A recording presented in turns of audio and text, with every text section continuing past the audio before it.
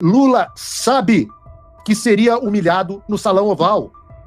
Empresário do agro, empresário exportador. Lula não quer resolver o seu problema. Porque ele não tem como sentar frente a Trump.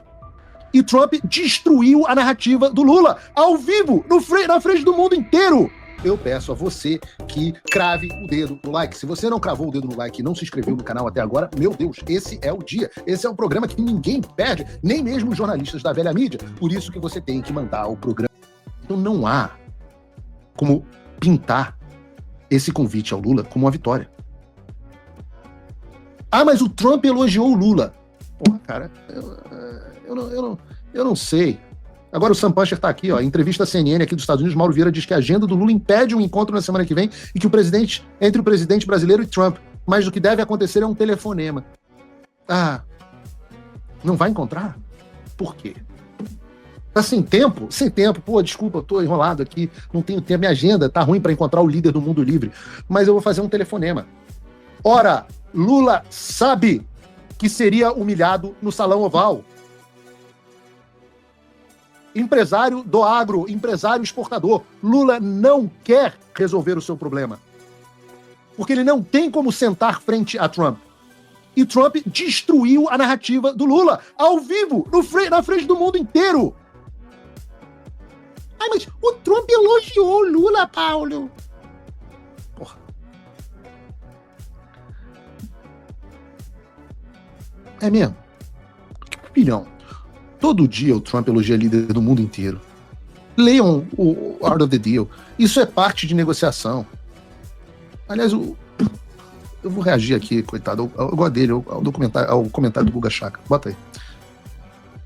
Trump nunca havia mencionado Lula. A gente sempre fala disso aqui. E hoje ele mencionou o presidente do Brasil de forma positiva. Ele gostou do presidente Lula. Foi a primeira vez que ele se viu que ele mudou de opinião em relação ao presidente brasileiro. Ele formou a opinião dele em relação ao presidente brasileiro de forma muito rápida. Ele próprio disse que ele sentiu uma química entre ambos. Então, de uma certa forma, esse encontro rápido. A gente falou 2 meses de tentativas, Itamaraty, de enviados, deputados, senadores, empresários que vão a Washington. Em poucos segundos, esse encontro do Trump com o presidente Lula conseguiu produzir uma das maiores, ainda não dá para ter quantidade diplomática, mas um dos maiores avanços para tentar uma negociação. Até então não tinha. Agora não é que o secretário do Tesouro vai se encontrar com o Geraldo Alckmin. Não é que o Marco Rubio vai se encontrar com o Mauro Vieira. O Trump, o próprio presidente dos Estados Unidos, que na verdade, ele que manda em tudo aqui. Ele falou que tem que se encontrar com o presidente Lula. E, assim, ele já chega com uma imagem positiva. E o Trump tem uma coisa, ele não respeita quem captura. As pessoas que acabam se curvando a ele, chama de fraco. O presidente Lula bateu de frente de uma certa forma. Daí no momento que se encontrou, mostrou respeito. Ele gosta que tenha respeito, mas que também não pode se curvar, não pode ser um puxa-saco, por assim dizer. Então, eu quero ouvir aí de Brasília. Mas eu acho que é uma vitória, o presidente Lula, não só pelo elogio que o presidente Trump faz, lembrando que o Trump sempre se foca no Alexandre de Moraes.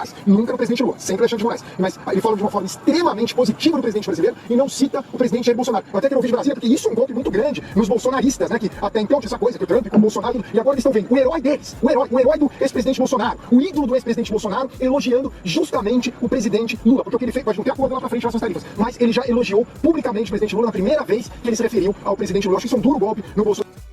É um golpe duríssimo, Guga. Eu vou te dar só alguns exemplos.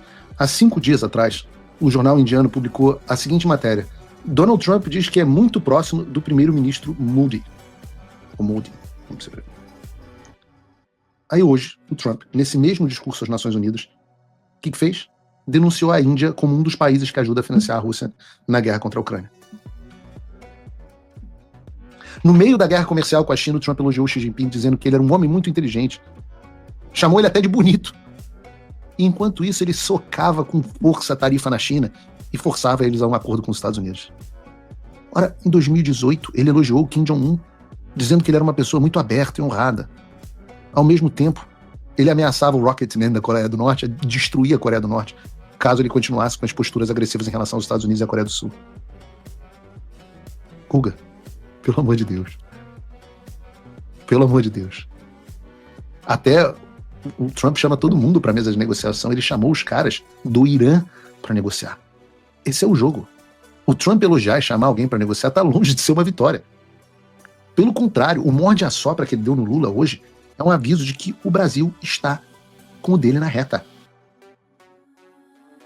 E eu digo, é assim que Donald Trump negocia. E quando ele negocia, ele vence. Não sobra para ninguém. Você pode achar que é blefe meu, mas eu volto a dizer o que eu já disse no programa de hoje. Quem achou que eu estava blefando até agora se deu mal. Então posso dizer a vocês, Lula chegará para conversar com Trump. Vai falar o quê? Por isso que já transformou o encontro num telefonema. Alguém acha concebível? Se fosse uma vitória e Guga estivesse correto, Mauro Vieira estaria dizendo agora que Lula não tem tempo de encontrar o Trump? Ora, faça-me o favor. Trump botou Lula em uma situação impossível. Se vai e faz a reunião, sai sem nada e corre risco de ser humilhado publicamente. Se não faz a reunião, que é o que está acontecendo agora, perde o discurso de que ele é o homem do diálogo e Trump que não quer dialogar. E foi a pergunta feita a ele, não só na entrevista na BBC, mas a pergunta que tem sido feita a ele em todos os lugares.